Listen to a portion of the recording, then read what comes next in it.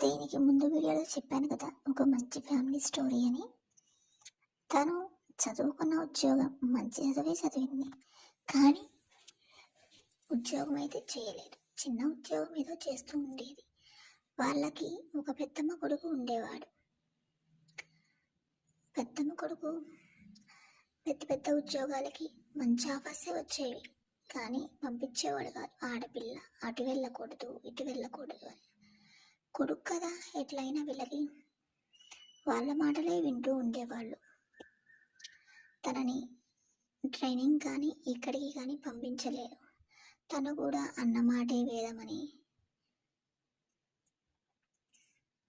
అలా ఆలోచించి ఏ ఉద్యోగం చేయలేదు. దగ్గరలోనే లోకల్లోనే ఉద్యోగం చూసుకుంది. ఉద్యోగం చేసింది. 20 ఇయర్స్ వచ్చినాయి. ఒకరోజు మంచి సంబంధం వచ్చింది. సంబంధం కానుకలు కట్నాలు అడిగారు, కానీ వీళ్ళు ఇచ్చుకోలేము అన్నారు. ఆ సంబంధం తన అన్నయ్యకి ఇష్టం లేదు.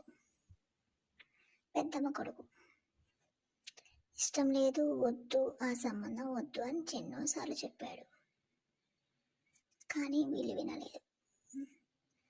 Continue story next video. Thank you.